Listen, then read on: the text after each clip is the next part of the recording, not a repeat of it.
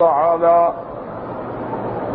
أدام النفع بعلومه وعلومكم في الدارين آمين إلى أن قال الأوفي عن ابن عباس رضي الله عنهما قوله تعالى وما كان لمؤمن ولا مؤمنة الآية وذلك أن رسول الله صلى الله عليه وسلم انطلق ليخطب على فتى زيد بن حارثة رضي الله عنه فدخل على زينب بنت جحش الأسدية رضي الله عنها فخطبها فقالت لست بناكحته فقال رسول بلا فانكحيه قال يا رسول الله او آمر في نفسي فبينما هما يتحدثان انزل الله هذه الآية على رسول الله صلى الله عليه وسلم كان لمؤمن ولا مؤمنة إذا قضى الله ورسوله أمرا أن يكون لهم الخيرة من أمرهم قالت قد رضيته لي يا رسول الله من كهن قال رسول الله نعم قال إذن لا أعصي رسول الله صلی اللہ علیہ وسلم قد انکحته نفسی. اب مفسر رحمۃ اللہ علیہ فرماتے ہیں اس آیت کی تفسیر میں کہ حضرت ابن عباس رضی اللہ تعالی عنہما فرماتے ہیں کہ ان رسول اللہ صلی اللہ علیہ وسلم حضور پاک خود تشریف لے گئے تاکہ حضرت زید بن حارثہ کے لیے کسی گھر میں پیغام دیں. فدخل حضور داخل ہوئے بی بی زینب بنت جحش حضور کی پھوپھی کی بیٹی ہے. فخطبها حضور نے اس کو حضرت زید کے لیے خطبہ کیا پیغام دیا. فقالت لست بناکحته اس نے کہا یا رسول اللہ میں زید سے شادی نہیں کرنا چاہتی. حضور نے فرمایا کہ نہیں مان لو تو مجھ سے شادی کر لو. قالت یا رسول اللہ صلی اللہ علیہ وسلم او آمر فی نفسی مجھے سوچنے کا موقع دیں میں غور کروں اپنے نفس میں غور کروں تدبر کروں. ابھی یہ باتیں ہو رہی تھی کہ اللہ نے قرآن کی یہ آیت نازل کی کہ اگر کسی بات کا فیصلہ اللہ کا رسول کر دیں تو پھر کسی مومن مرد یا عورت کو اختیار نہیں کہ رد کرے. تو جب یہ آیت نازل ہوئی اب بی بی نے عرض کیا کہ یا رسول اللہ آپ حضرت زید کے نکاح کرنے پہ راضی ہیں. حضور نے فرمایا کہ ہاں میں راضی ہوں. تو نے کہا کہ یا رسول اللہ میں بھی راضی ہوں میں اب اللہ کے رسول کی مخالفت نہیں کرتی.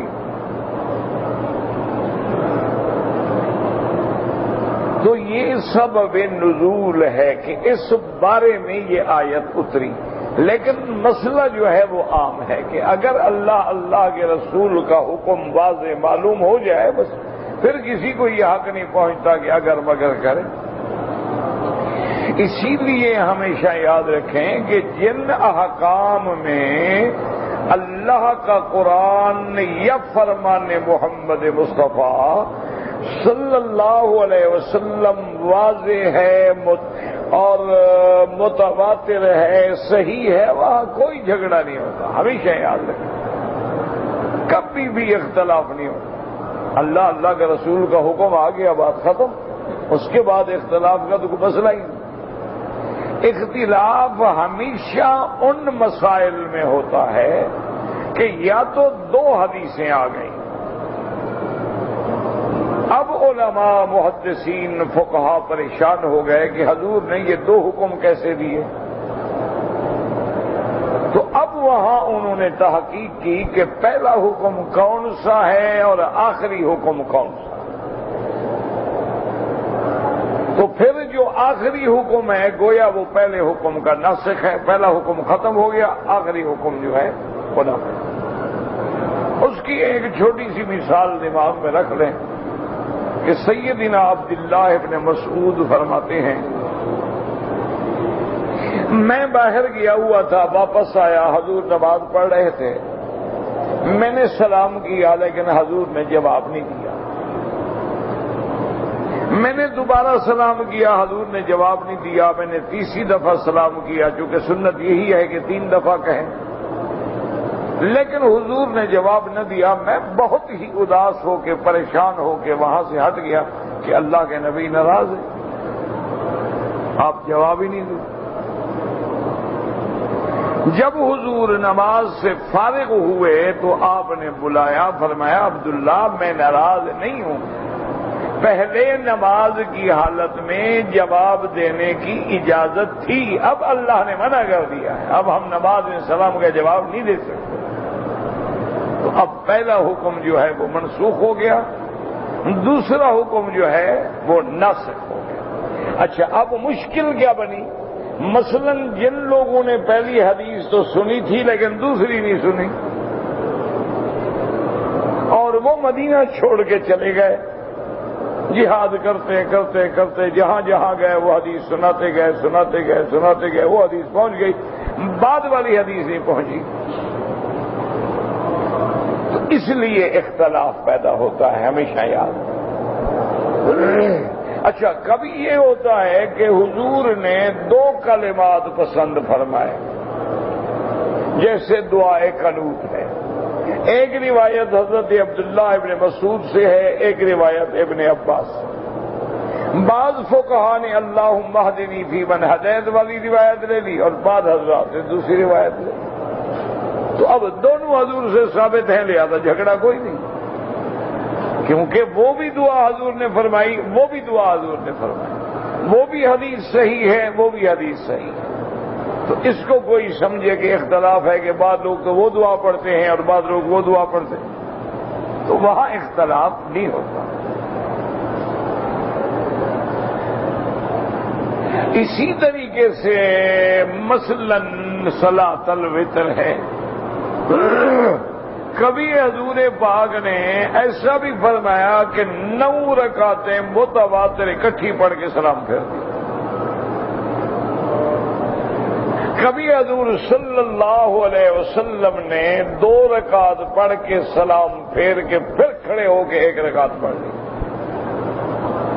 کبھی حضور صلی اللہ علیہ وسلم نے 3 رکعتیں اکٹھی پڑھ لی لیکن درمیان میں بیٹھے نہیں، کبھی حضور صلی اللہ علیہ وسلم نے فرما دیا کہ وتر جو ہے ایسے ہیں جیسے نماز مغرب، کہ وہ وتر اللیل ہے اور یہ وتر النہار ہے۔ تو اس لیے بعض ائمہ نے اس حدیث کو لے لیا کہ بھی وتر مغرب جو ہے یہ بھی وتر ہے اور رات والے جو ہیں وہ بھی وتر ہیں، اور اس کے 2 رکعتوں پہ بیٹھ کے پھر تیسری رکعت پہ کھڑے ہوتے انہوں نے اسی انداز میں وتر پڑھ لیے۔ تو یہ جھگڑا نہیں ہوتا، اختلاف نہیں ہوتا، بلکہ امت کے لیے اللہ نے آسانیاں پیدا فرما دی ہیں کہ حضور کے ہر عمل کو اللہ نے قیامت تک زندہ رکھا ہے، تو یہ کوئی اختلاف نہیں۔ ورنہ جہاں حضور کی حدیث آ جائے، فرمان آ جائے، سوال ہی پیدا نہیں ہوتا کہ وہاں بندہ کوئی چون شرا کرے یا کہے کہ میں اجتہاد کس بات؟ اجتہاد تو وہاں ہوتا ہے جہاں حکم نہ ہو، جہاں حکم موجود ہے اجتہاد کی کیا بات؟ اجتہاد ان مسائل میں کیا جاتا ہے جو اس زمانے میں امت کو پیش ہی نہیں آئے۔ اب دیکھیں نا، مثلا گردہ بدل دو، ایک آدمی کا گردہ فیل ہو جائے، نکال کے اور ڈال دیتے ہیں، اچھا بندے کا بھی ڈال دیتے ہیں، اب تو جانور کا بھی ڈال دیتے ہیں۔ اچھا کبھی یہ بھی ہوتا ہے کہ چلو بھی ایک گردے پہ بھی زندہ رہ سکتا ہے، نہیں ملتا دوسرا تو چھوڑو، رہنے دو، جب تک زندگی ہے گردے سے کام چلا لے گا۔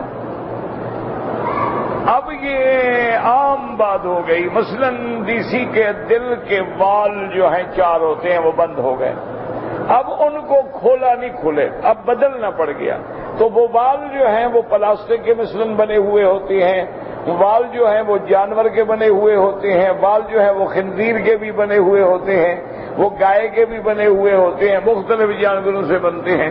اب ڈاکٹر نے آپریشن کیا، لگا دیا، کیا پتا کون سا لگایا، دیکھو تو پتہ نہیں، وہ تو بیچارہ موت و حیات کی کشمکش میں پھٹے پہ پڑا ہے، اب دل نکال کے باہر انہوں نے رکھ دیا ہے، وہ کانٹ چھانٹ کر رہے ہیں، اس کو کیا پتا ہے؟ تو اب ضرورت پڑی کہ علماء اس مسائل پہ اکٹھے ہوں کہ اب ہم کیا کریں، مشکلات۔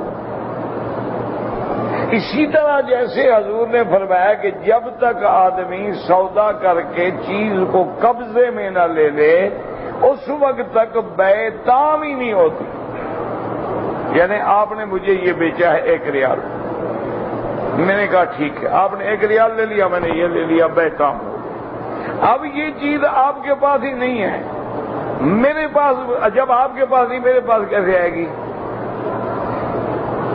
تو کیا یہ سودا جائز ہے کہ نہیں؟ جیسے اب ہم سامان خریدتے ہیں، سامان چلا ہے جرمنی سے، جہاز میں آ رہا ہے، ابھی وہ ہمارے ہاتھ میں بھی نہیں آیا، ہمارے سٹور میں بھی نہیں آیا، ہم نے آگے سودا کر دیا، تو بھی کیا اب یہ کیا ہوگا؟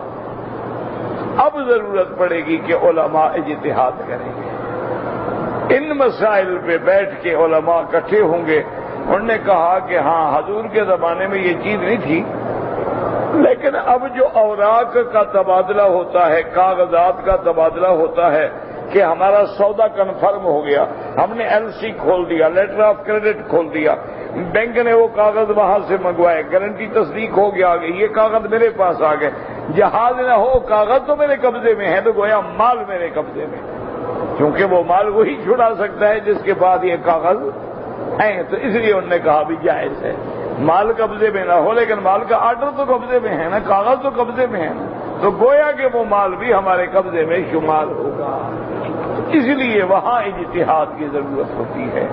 تو یہ تو بلا وجہ بس امت کو لڑانے کے لیے اللہ معاف فرمائے جو یہودیوں نے بنیاد رکھی تھی وہ روز بروز بڑھتی جا رہی ہے، روز بروز جھگڑے بڑھتے جا رہے ہیں، کفر اکٹھا ہو رہا ہے اور مسلمان لڑ رہے ہیں، انا للہ و انا الیہ راجعون۔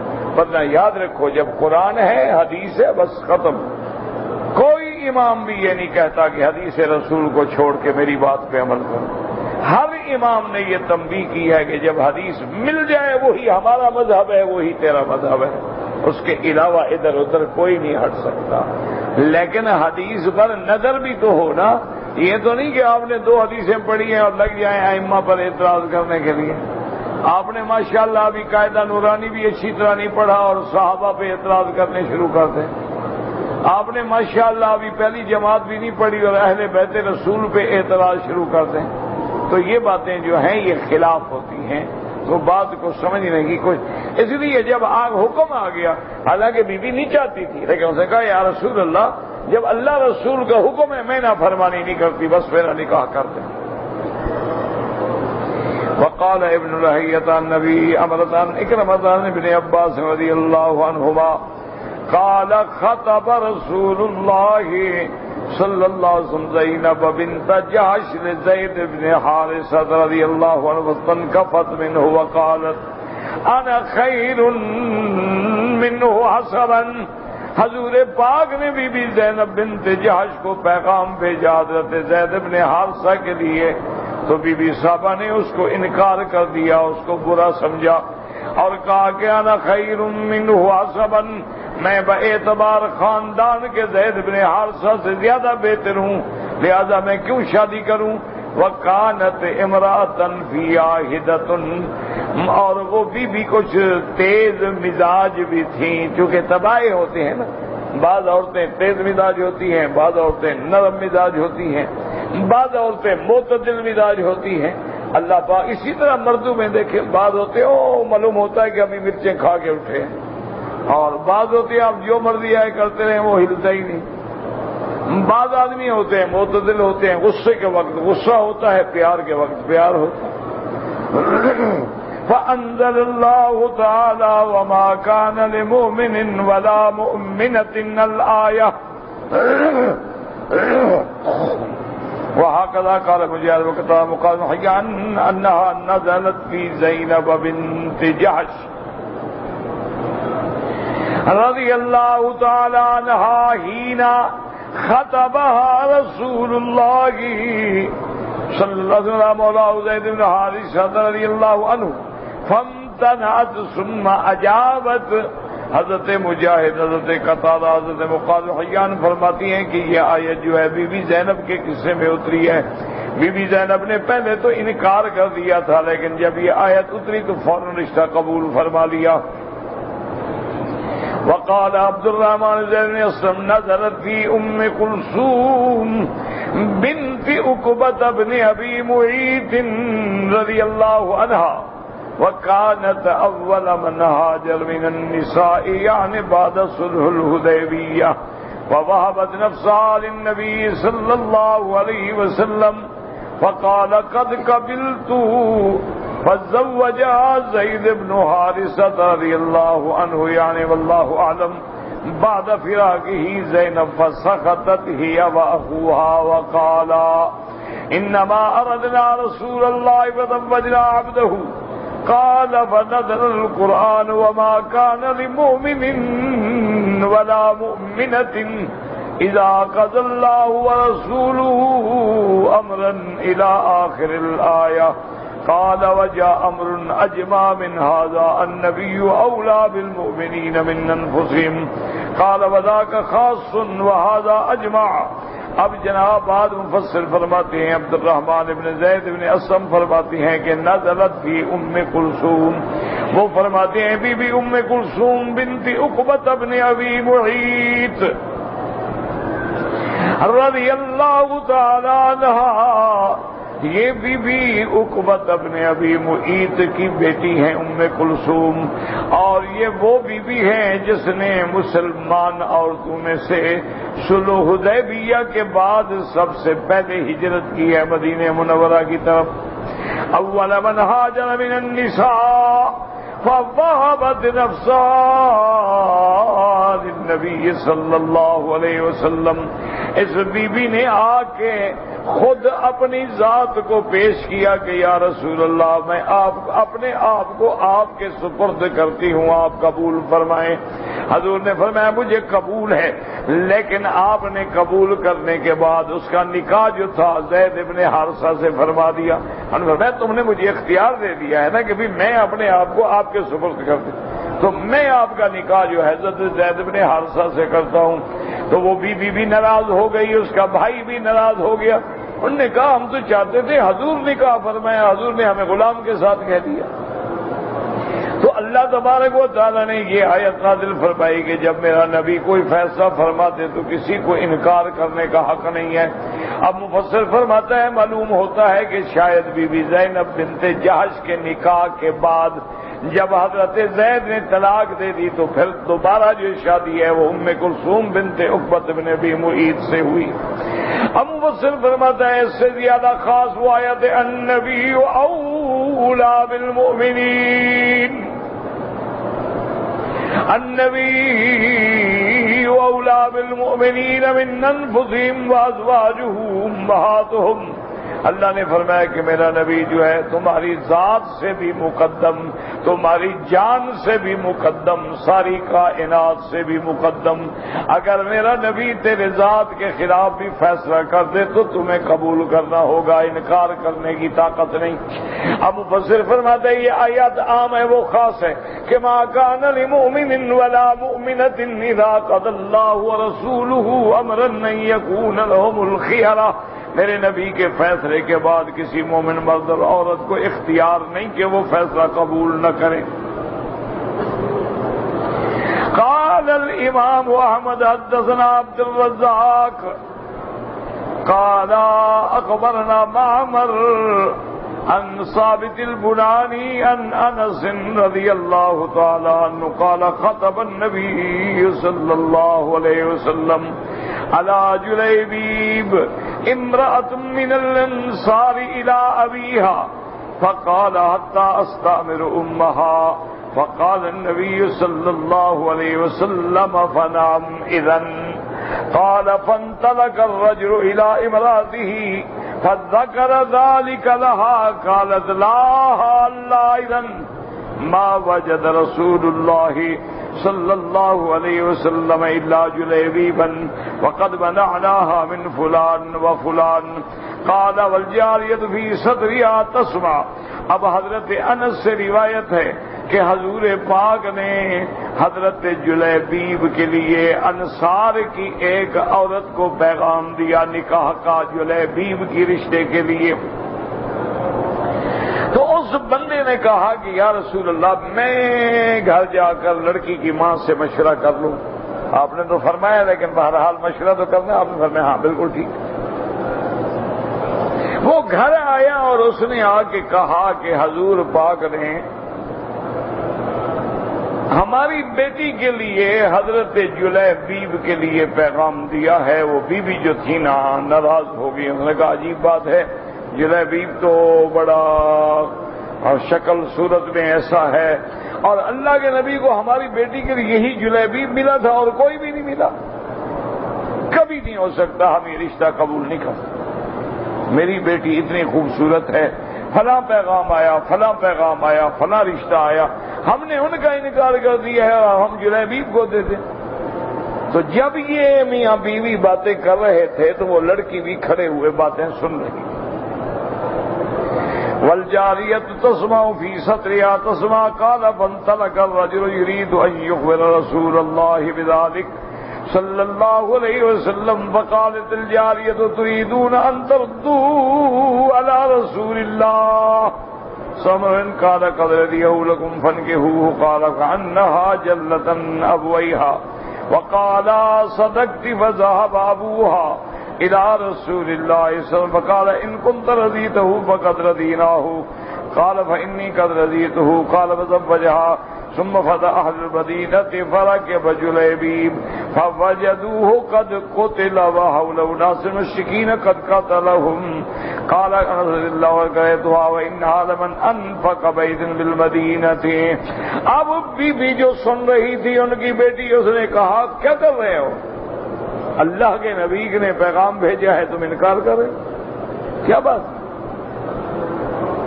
اگر اللہ کے نبی نے بھیجا ہے جلیبیب کو مت دیکھو، بھیجنے والے کو دیکھو، مجھے قبول ہے۔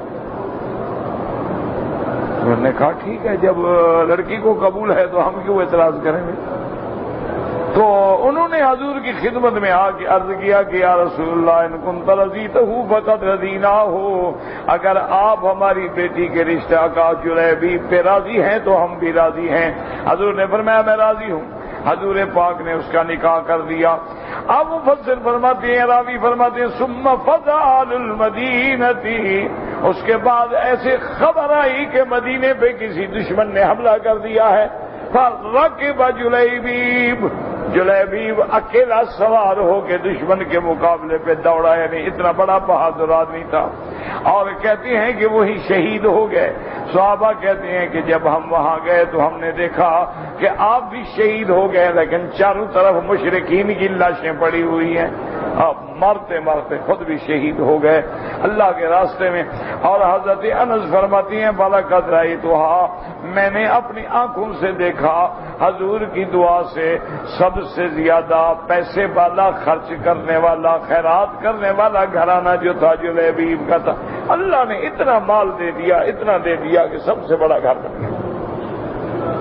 وقال الامام احمد حدثنا عفان قال حدثنا حماد يعني ابن سلمة عن ثابت عن كنانة بن نعيم الأدوي عن أبي برزة الأسلمي قال إن جليبيبا كان امرأ يدخل على النساء يمرنهن ويلاعبهن فقلت لامرأتي لا تدخلن عليكن جليبيبا فإنه إن دخل عليكن لأفعلن ولا أفعلن قالت وكانت الانصار اذا كان لاحدهم ايم لم يزوجها حتى يعلم هل النبي فيها حاجة ام لا فقال النبي صلى الله عليه وسلم لرجل من الانصار زوجني ابنتك قال نعم وكرامة يا رسول الله ونعمة عين فقال إني لست أريدها لنفسي قال فلمن یا رسول اللہ قال لجلیبیب۔ اب اس روایت میں آتا ہے ابی برز الاسلمی فرماتے ہیں کہ حضرت جلیبیب جو تھے کانا امرأن، ایسے مرد تھے وہ عورتوں میں آتے جاتے تھے، ان کو ہنساتے بھی تھے، ان سے باتیں بھی کرتے تھے۔ اس زمانے کا مسئلہ ہے جب پردے کا حکم نہیں آیا، یعنی بڑا ہنس مکھ آدمی تھے۔ میں کہنے کا معنی یہ فَقُلْتُ لِامْرَأَتِي، فرماتی ہے میں نے اپنی بیوی سے کہا کہ آئندہ جلیبیب کو گھر میں نہ آنے دینا، ورنہ میں یہ کروں گا یہ کروں گا۔ قالت وَكَانَتِ الْأَنصَارُ، فرماتی ہیں کہ انصار کا یہ رواج تھا، اگر ان کے ہاں کوئی عورت بیوہ ہو جاتی، لڑکی بیوہ ہو جاتی، وہ پہلے حضور کی خدمت میں آ کے مشورہ کرتے تھے، حضور کو بتاتے تھے کہ یا رسول اللہ میری بیٹی جو ہے بیوہ ہو گئی ہے یا مطلقہ ہو گئی ہے، تاکہ شاید حضور شادی کر لے، یا نہ بھی کریں تو جو مشورہ دیں۔ کہتے ہیں کہ ایک صحابی نے آ کے کہا کہ یا رسول اللہ میری بیٹی جو ہے اس کے نکاح کا فرما لیں۔ آپ نے فرمایا کہ اچھا زوجنی ابنتک، تم اپنی بیٹی مجھے دے دو۔ انہوں نے کہا یا رسول اللہ اس سے بڑی بات کیا ہوگی، کرامتن و نعمت عین، یا رسول اللہ ہماری تو آنکھوں کی ٹھنڈک ہے کہ محمد مصطفیٰ ہماری بیٹی قبول کر لیں۔ حضرت نے فرمایا سنو میں اپنے لیے نہیں مانگ رہا، بس میں نے کہا ہے کہ تم بیٹی مجھے دے دو، لیکن میں رشتہ جلیبیب کا کرنا چاہتا ہوں۔ اس نے کہا یا رسول اللہ اگر جلیبیب کی بات ہے تو پہلے میں گھر سے مشورہ کروں۔ فقال انی لست اريد لنفسي یا رسول اللہ شاور ما وطأمها وقاسم يخطب ابنتك فقالت نعم ونعمت عین۔ اس نے بھی آ کے اپنی بیوی سے کہا کہ حضور نے رشتہ مانگا ہے۔ انہوں نے کہا بڑی اچھی بات ہے، حضور سے بڑا کون ہو سکتا ہے؟ انہوں نے کہا کہ نہیں اپنے لیے نہیں، انما یخطب آل جلیبیب، حضرت وقالت اجلیبیب ابنہ اجلیبیب ابنہ، تو ابھی بھی جو تھی نا ناراض ہو گئے، کہا جلیبیب کوئی حضور کا بیٹا ہے کہ حضور اپنے بیٹے کے لیے مانگ رہے ہیں، جلیبیب کے لیے کیوں مانگ رہے ہیں؟ لا امر اللہ لا نزوجہ، کہنے لگی مجھے اللہ کی قسم ہے میں تو کبھی اس کے ساتھ اپنی بیٹی کی شادی نہیں کروں گی۔ فلما اراد ان یقوم لیاتی رسول اللہ، اب جب اس نے ارادہ کیا کہ حضور کو جا کے خبر دیں بما قالت امہا قالت الجارۃ من خطبنی الیکم، اس بچی نے ان کی لڑکی نے کہا مجھے یہ بتاؤ کہ رشتہ مانگنے والا کون ہے؟ فاخبرت امہا فقالت اتردون علی رسول اللہ، بیٹی نے کہا ماں کیا کر رہی ہو؟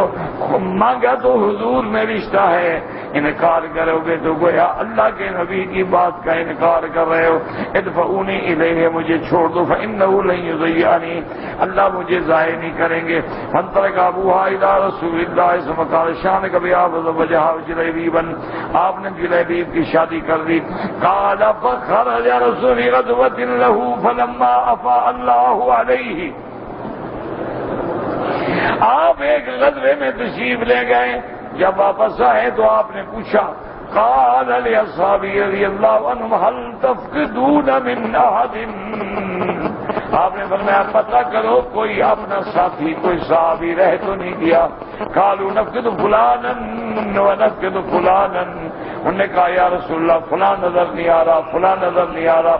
قال انظروا هل تفقدون من احد قال لا قال انني افقد جلیبیبا، آپ نے فرمایا کہ ہاں مجھے معلوم ہوتا ہے کہ جلیبیب نہیں ہے، فاطلبوه بالقطرہ، جا کے لاشوں میں تلاش کرو۔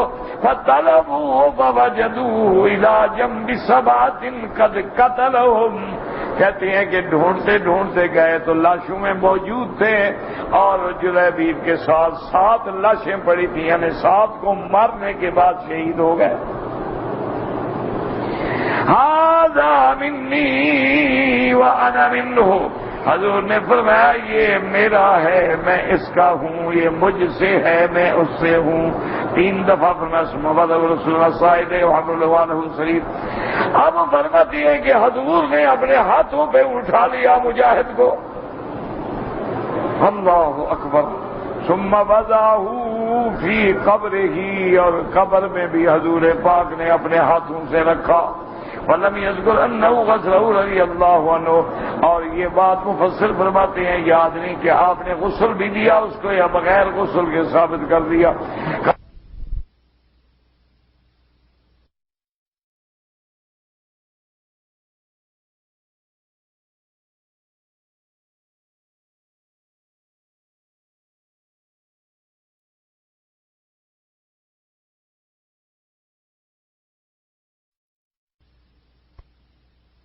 کوئی ایسی بیوہ عورت نہیں دیکھی جو اللہ کے راستے میں اتنا خرچ کرنے والی ہو جتنا جلیبیب کی بیوی تھی.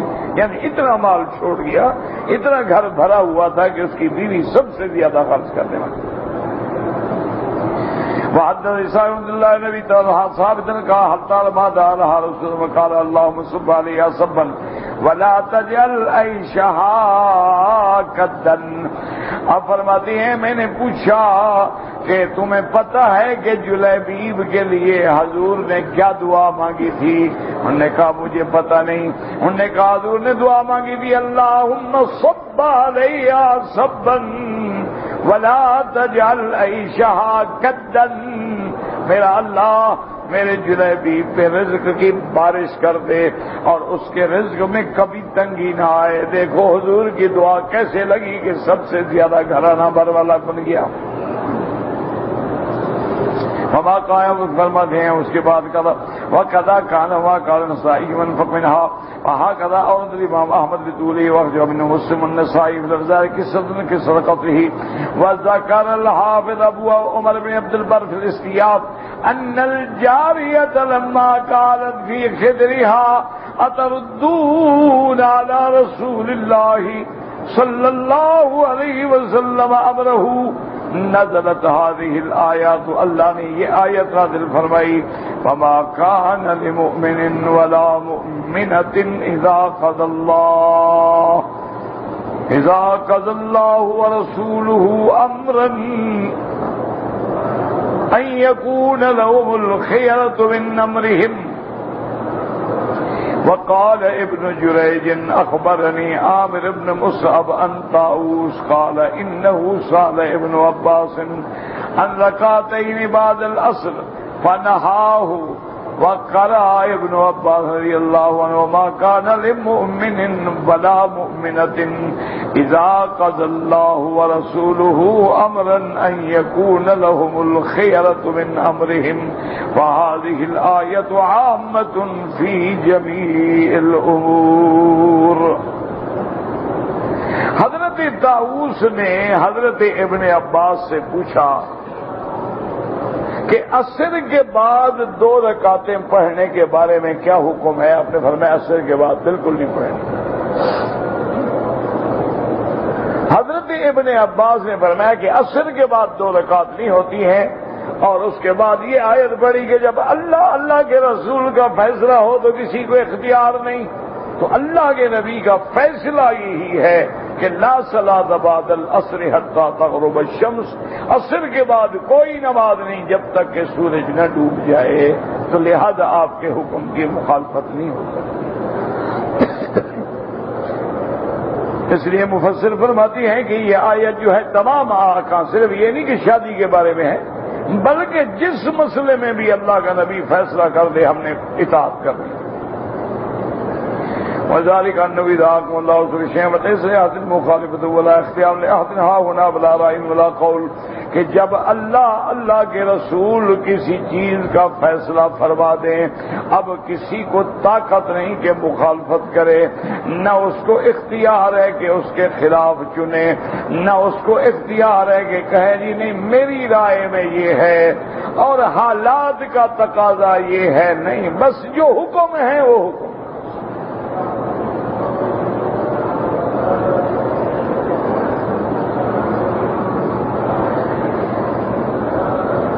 كما قال تبارك وتعالى فلا وربك لا يؤمنون حتى يحكموك فيما شجر بينهم ثم لا يجدوا في أنفسهم حرجا مما قضيت ويسلموا تسليما. اللہ نے فرمایا میرا بدنی تیرے رب کی قسم ہے وہ بندہ مومن ہی نہیں ہو سکتا جب تک تیرے فیصلے کو دلی طور پہ تسلیم نہ کرے. وفي الحديث والذي نفسي بيده لا يؤمن أحدكم حتى يكون هواه تبعا لما جئت به. اس لیے ایک حدیث مبارک میں ہے حضور نے فرمایا مجھے قسم ہے اس ذات کی لا یؤمن احدکم تم میں ایمان والا نہیں ہوگا جب تک اس کی ہوا جو ہے خواہش جو ہے، رائے جو ہے، خیال جو ہے، وہ اس کے تابع نہ ہو جائے جو اللہ نے مجھے دیا ہے۔ اپنی ہر رائے چھوڑ دی، اللہ کا حکم ہے بس بات کرو۔ وَلِهَذَا شَدَّدَ فِي خِلَافِ ذَلِكَ، اس لیے تشدید کا حکم آیا وَمَن يَعْصِ اللَّهَ وَرَسُولَهُ فَقَدْ ضَلَّ ضَلَالًا مُبِينًا۔ اللہ نے فرمایا جو اللہ کے رسول کی نافرمانی کرے وہ کھلی گمراہی میں چلا گیا۔ كقوله تعالی فَلْيَحْذَرِ الَّذِينَ يُخَالِفُونَ عَنْ أَمْرِهِ أَن تُصِيبَهُمْ فِتْنَةٌ أَوْ يُصِيبَهُمْ عَذَابٌ أَلِيمٌ، جیسے اللہ نے فرمایا ڈرو ان لوگوں سے جو اللہ کے رسول کے حکم کی مخالفت کرتے ہیں، یا تو ان کو کسی فتنے میں ڈالا جائے گا یا ان کو عذاب دردناک جو ہے پکڑ لے گا۔ واللہ اعلم۔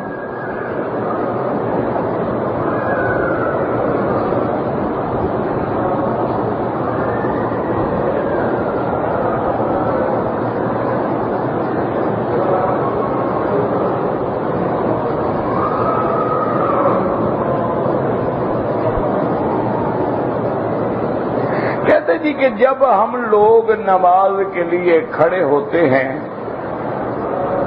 تو تکبیر تحریمہ سے پہلے اگر کوئی یہ آیت پڑھے انی وجہت وجہی للذی فطر السماوات والارض حنیفا وما انا من المشرکین، کوئی حرج نہیں۔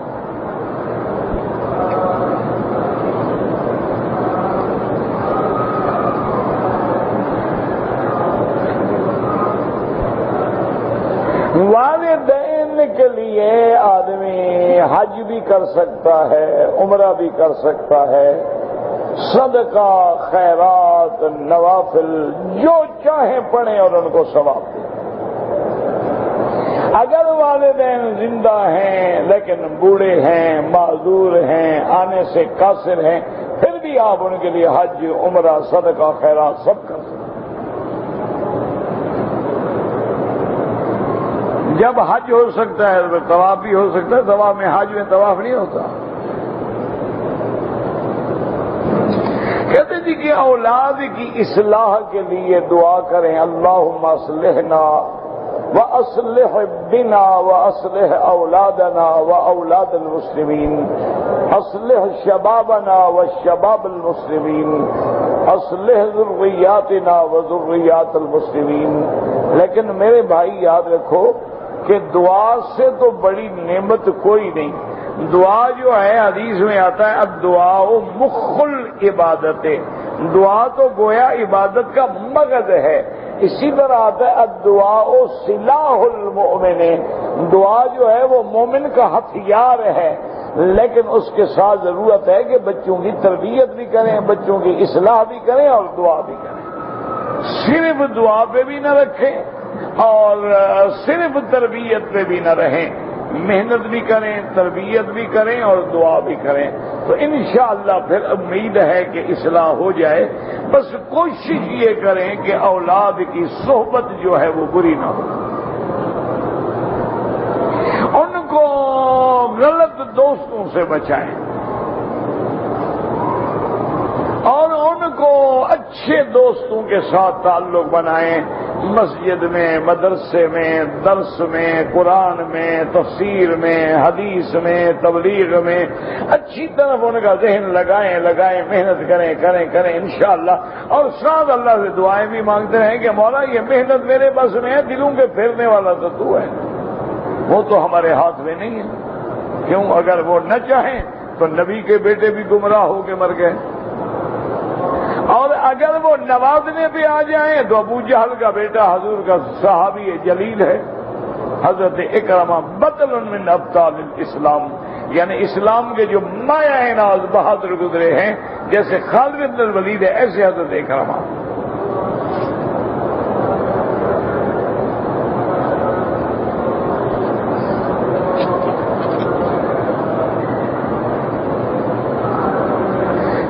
کہ اگر میاں بیوی نے مثلاً عمرہ کیا، دونوں نے طواف کر لیا، صفا مروہ دوڑ لی، اب اگر خامند اپنے بال کٹانے سے پہلے بیوی کے بال کاٹ دے کوئی حرج نہیں، لیکن مسئلہ سمجھ لو دونوں طواف بھی کر چکے ہوں اور صفا مروہ بھی کر چکے ہوں. اب اگر ایک نے صفا مروہ نہیں دوڑی پھر تو دم پڑ جائے گی. اگر دونوں طواف کر چکے ہیں، صفا مروہ کر چکے ہیں، اب احرام سے نکلنا ہے. چاہے کوئی اور بال کاٹ لے، چاہے اپنے بال خود کاٹ دے، چاہے میاں بیوی ایک دوسرے کے بال کاٹ دے.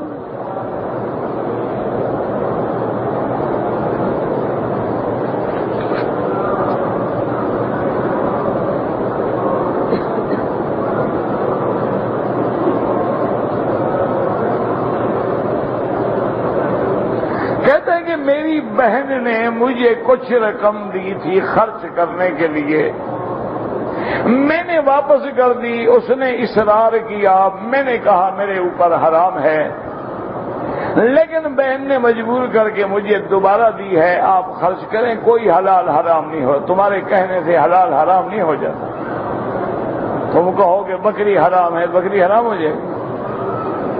ہاں اگر قسم کھائی تھی تو کفارہ ادا کرو.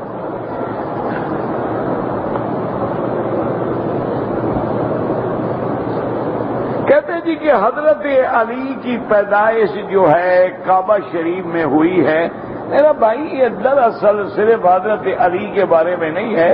حضرت علی ہیں، حضرت زید ہیں، اور کئی صحابہ ہیں جن کے بارے میں یہ بات آئی ہے کہ ان کی ولادت جو ہے وہ کعبے کے اندر ہوئی.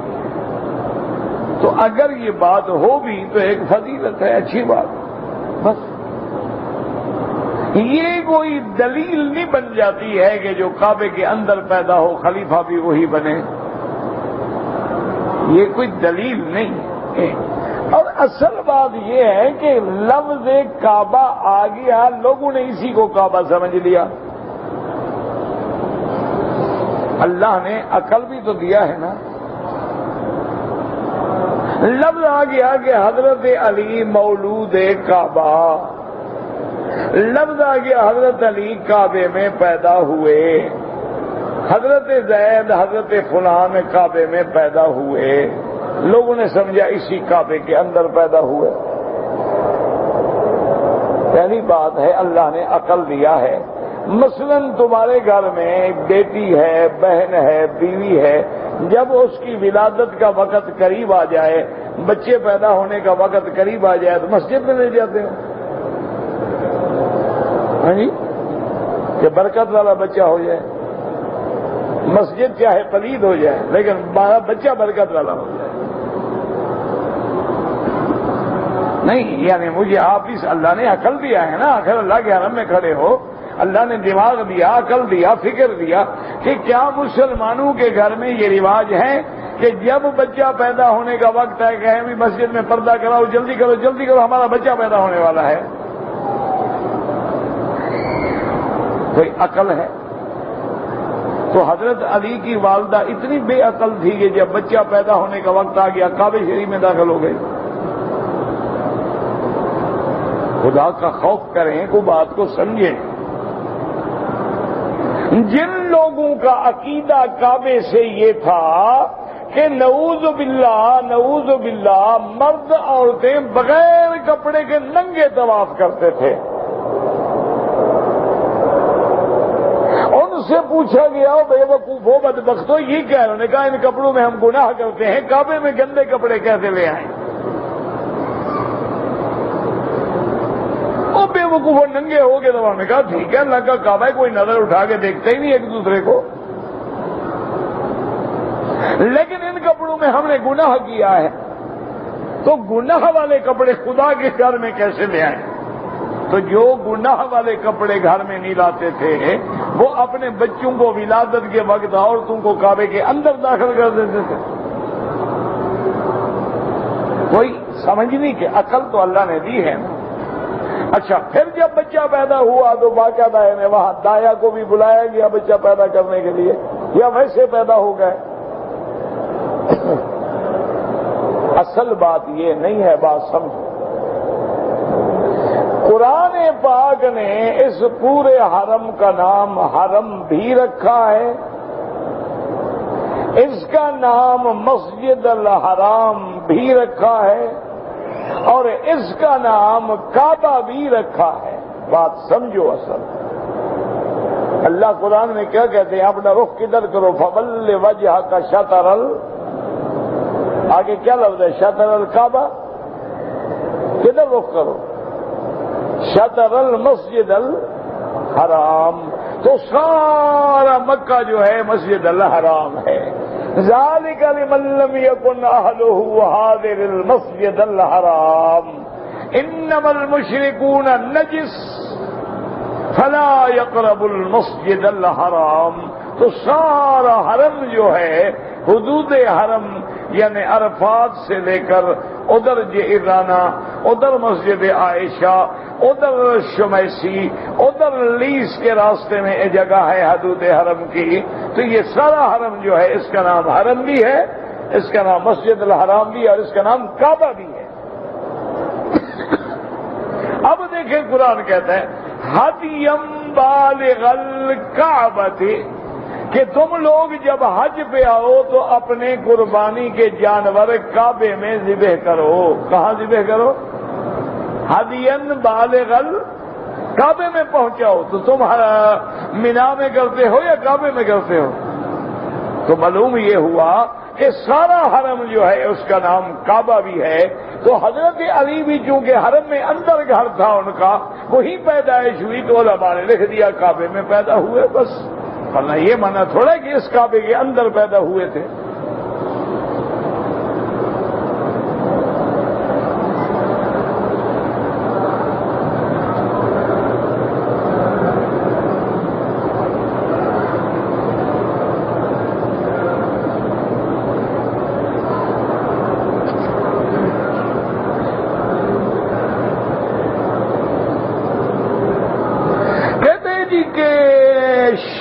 ختم ہو گیا. یہ کس نے کہا ختم ہو گیا؟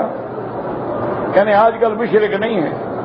کیا خیال ہے آپ کا؟ ہندو وغیرہ سارے مسلمان ہیں، یہودی بھی مسلمان ہیں، نصرانی بھی مسلمان ہیں.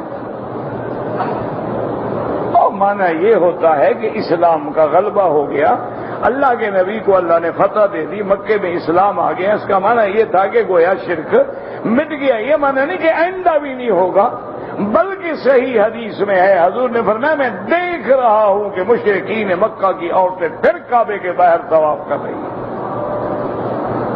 تو یہ تو ہوتا رہے گا. یعنی آدمی کہتے بھی آج اللہ نے فتح دے دی، کفر مٹ گیا، اس کا مطلب یہ نہیں کہ آئندہ بھی نہیں ہوگا. دوسری بات یہ ہے کہ دیوبندی جو ہیں حضور کو خاتم النبیین بھی مانتے ہیں، رحمت للعالمین بھی مانتے ہیں، موصوف کو نہیں مانتے. تو کس کو خاتم النبیین مانتے ہیں؟ خاتم النبیین کس کی صفت ہے؟ جب خاتم النبیین مانتے ہیں، صفت مانتے ہیں، موصوف کو نہیں مانتے. تمہارے جیسے سب سے بڑا جاہل پتہ نہیں میں نے تو نہیں دیکھا زندگی میں کوئی. خاتم النبیین کس کو مانتے ہیں؟ رحمت للعالمین کس کو مانتے ہیں؟ جب مانتے ہیں تو معلوم ہوا کہ وہ علماء وہ صفتیں مانتے ہیں جو قرآن نے اور نبی نے خود بیان فرمائی ہیں. وہ تیری والی صفتیں نہیں مانتے کہ نبی حاجت روا ہے، مشکل کشا ہے، خود خدا ہے، مختار کل ہے، ہر جگہ حاضر ناظر ہے. وہ یہ باتیں نہیں مانتے کیونکہ یہ صفتیں قرآن میں نہیں ہیں.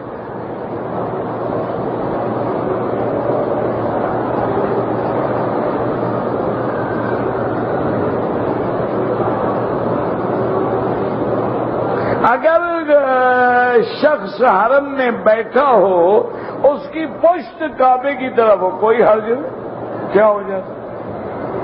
حضور نے فرمایا میں نے معراج والی رات دیکھا ہے کہ ایک شخص کعبہ جو آسمانوں میں ہے اس سے پشت لگا کے بیٹھے ہیں، اور آپ نے فرمایا اس کے سینے مبارک پہ داڑھی ہے اور اتنا خوبصورت ہے. فرمایا بس ایسا کرو کہ مجھے دیکھ لو. یعنی اس کی شکل مجھ سے ملتی جلتی تھی. تو میں نے جبریل سے پوچھا کہ من ھذا، یہ کون ہے؟ انہوں نے کہا آپ کے ابا ابراہیم ہیں، چلیں سلام کریں. تو پشت لگا کے بیٹھنا کوئی منع نہیں.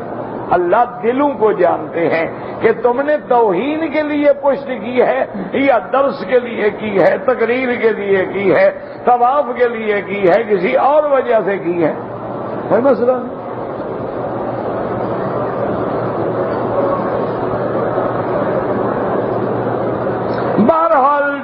آتے ہیں دعائیں سنتے ہیں، اللہ ان کی ہدایت کے فیصلے فرمائے، اللہ ہماری بھی ہدایت کے فیصلے فرمائے۔ کہتے ہیں جی کہ حرم شریف جو ہے یہ زمین کے سینٹر میں ہے، اللہ عالم۔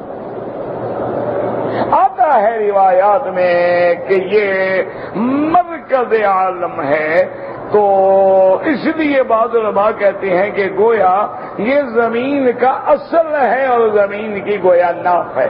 ہاں اس میں کوئی شک نہیں کہ زمین کو یہاں سے بچھایا گیا، یہ بات تو پکی ہے۔ اللہ نے جب زمین کو حکم دیا تھا تو سب سے پہلے اسی زمین نے جواب دیا تھا، اور جہاں کعبہ ہے جب پانی تھا زمین نہیں بنی تھی تو بلبلے کی طرح اسی جگہ بلبلہ موجود تھا، اور اسی کے نیچے سے اللہ نے والارض بعد ذلک دحاہا، یہ تو کوئی شک نہیں۔ باقی کیا واقعی یہ مرکز ہے یا نہیں، اللہ عالم، اللہ عالم، اللہ جانتے ہیں۔ علماء کہتے ہیں کہ گویا کہ یہ وصف ہے، لیکن اصل بات یہ ہوتی ہے کہ ان چیزوں کا نہ ہماری قبر سے تعلق ہے نہ حشر سے، پتہ نہیں ہم ان خیالوں میں کیوں پڑے ہوئے ہیں۔ نہیں چلو یہ مرکز ہو یا نہ ہو کیا بگڑ جائے گا، ہمارے ایمان میں خلل آ جائے گا۔ وہ تو مثال مشہور ہے نا کہ بعض مولویوں نے کوشش کی کہ بادشاہ امام محمد کی باتیں زیادہ سنتا ہے۔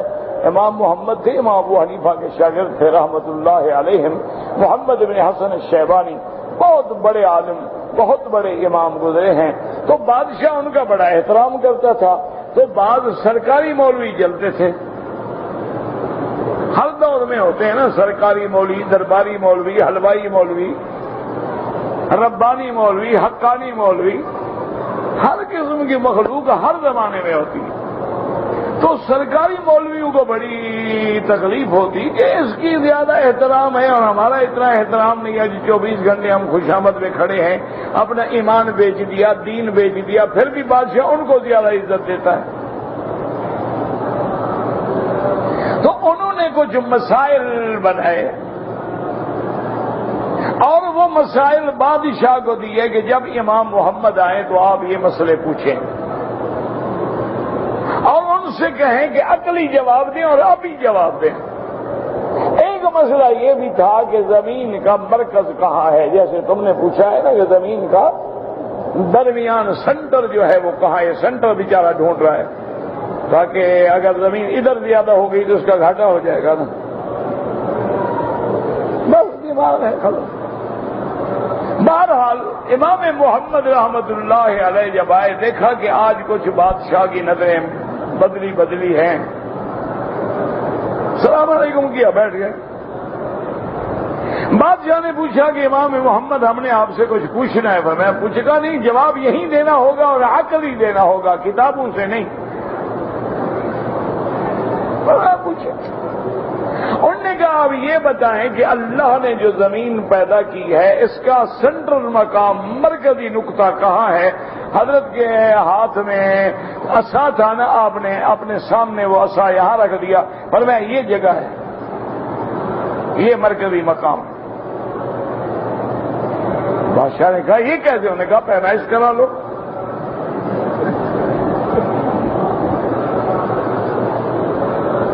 انہوں نے کہا پیمائش کرا لیں آپ، میرا جواب غلط ہو تو بعد میں پوچھنا۔ بادشاہ نے مولویوں کو دیکھا کہ جناب یہ سوال تو گلے پڑ گیا، اس نے تو اب ہمیں بادشاہ سے پٹواری بنا دیا ہے کہ جی پیمائش کرو۔ انہوں نے کہا بس ٹھیک ہے، اگلی بات پوچھیں۔ تو بادشاہ نے ایک عجیب سوال کیا، انہوں نے کہا کہ امام صاحب آپ لوگ کہتے ہیں کہ شیطان جو ہے یہ جنوں میں سے ہے، کان من الجن، میں ہاں بالکل تو قرآن ہے۔ انہوں نے کہا اور یہ بھی آپ کہتے ہیں کہ جن جو ہیں اللہ نے ان کو من نار السموم، آگ سے پیدا کیا ہے، ہاں یہ بھی ٹھیک ہے۔ انہوں نے کہا پھر امام صاحب آگ کو اگر آگ میں ڈال دیا جائے تو کیا عذاب ہے؟ اگر شیطان کو جہنم میں ڈالا جائے گا تو کیا ہو جائے گا؟ وہ تو ہے ہی آگ، تو اس کو کون سی تکلیف ہوگی؟ تو اس کو سزا تو نہ ملی نا، آگ کو آگ میں ڈال دیا گیا۔ امام صاحب نے فرمایا مجھے مٹی کا ایک ڈھیلا چاہیے، پھر میں جواب دیتا ہوں۔ ایک منٹ میں آ گیا، بادشاہ کے لیے کیا مشکل تھی۔ امام صاحب نے جناب وہ ڈھیلا پکڑ کے ساتھ جو سرکاری مولوی بیٹھا تھا مارا اس کو ٹکا کے۔ اس نے کہا حضرت یہ کیا؟ انہوں نے کہا آپ کو تکلیف ہوئی؟ انہوں نے کہا کیسے تکلیف نہیں ہوئی؟ کہا تم مٹی سے پیدا ہوئے، میں نے مٹی ماری، تکلیف کیا ہوئی آپ کو؟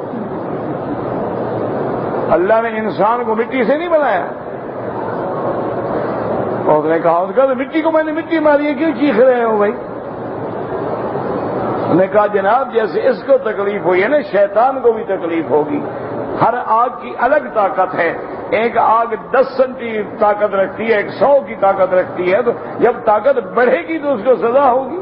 یہ کہتے ہیں کہ اس کو سزا نہیں ہوگی۔ بادشاہ نے کہا ابھی اب یہ سوال بھی ختم ہو گئے، کیا کریں؟ امام صاحب تو کسی بات میں وہ قابو نہیں آ رہے ہیں۔ اب انہوں نے کہا اچھا امام صاحب ایک آخری سوال۔ جی فرمایا وہ آخری بھی پوچھ لو، حسرت نہ رہے آپ کو۔ انہوں نے کہا یہ بتاؤ کہ ہمارا خدا اس وقت کیا کر رہا ہے؟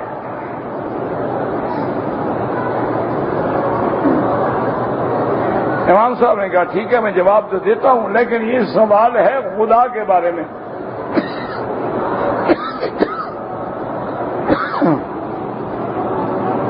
پہلے آپ نے جو سوال پوچھے ہیں وہ مخلوق کے بارے میں تھے، اور یہ ہے خالق کے بارے میں۔ جواب میں تب دوں گا کہ بادشاہ سلامت آپ اپنی کرسی سے اتر کے میری کرسی پہ بیٹھے، میں تمہاری کرسی پہ بیٹھ کے جواب دوں۔ بادشاہ نے کہا ٹھیک ہے کیا بات ہے۔ بادشاہ اتر کے بیٹھ گیا، وہاں بیٹھ گیا، پوچھا اب پوچھو کیا پوچھتے ہیں؟ انہوں نے کہا ہمارا خدا اس وقت کیا کر رہا ہے؟ انہوں نے کہا یہی تو کر رہا ہے کہ فقیر کو بادشاہ بنا دیا، تجھے اٹھا کے میری کرسی پہ بٹھا دیا۔ یہی کر رہا ہے۔ انہوں نے کہا جناب سمجھ آ گئی بات۔ انہوں نے مولویوں سے کہا کہ بابا بس امام صاحب سے پنگا نہ لیا کرو، اللہ نے ان کو علم دیا ہے، احترام کیا کرو۔ تو بہرحال تمہیں جو مرکز پوچھنے کا مرض ہو گیا ہے نا، مرکز پوچھنے سے کوئی فائدہ شیدہ نہیں ہوتا۔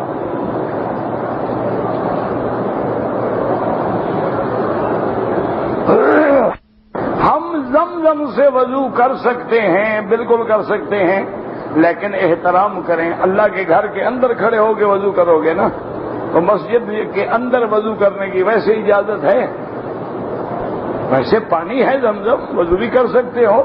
حضرت اسماعیل جب یہاں رہتے تھے اور پانی کوئی نہیں تھا تو آپ تو غسل بھی اسی سے کرتے تھے۔ حضرت نے پاکستان ایئرپورٹ سے احرام باندھا ہے، حیض آ گیا، کوئی بات نہیں، وہ مکے میں رہے، ہوٹل میں رہے، جب پاک ہو جائے غسل کر کے عمرہ پورا کرے، اور کیا احرام باندھنا ہے؟ نیت کر چکی ہے، وہی نیت رہے گی۔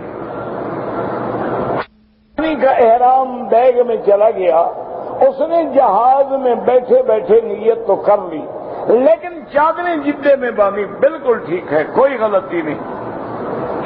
اسے پاکستان میں زوال کا وقت ہوتا ہے۔ اچھا یہ سوال بھی ایسا ہے، عجیب سوال ہے بھائی، جب زوال ہو گیا تو نماز کا وقت ہو گیا، زوال کیا معنی؟ زوال کا معنی جب سایہ ڈھل جائے، جب ڈھل گیا نماز پڑھنے کی اجازت ہو گئی۔ منع تو تب تھا جب سورج سر کے اوپر کھڑا تھا، جب زوال ہو گیا اب تو ہو گیا۔ تو یہاں بھی میرا بھائی اسی طرح سورج ڈھلتا ہے، جب یہاں اذان ہوتی ہے اس سے 10 منٹ پہلے گویا زوال شروع ہو جاتا ہے، اس میں اذان دیتے ہیں۔ بیمار ہیں، اللہ ہر آدمی کو شفا عطا فرما دے، ہر بیمار پہ رحم فرما دے۔ قرآن نہیں پڑھے ہوئے، میں ان کے لیے پڑھوں، بالکل پڑھو، لیکن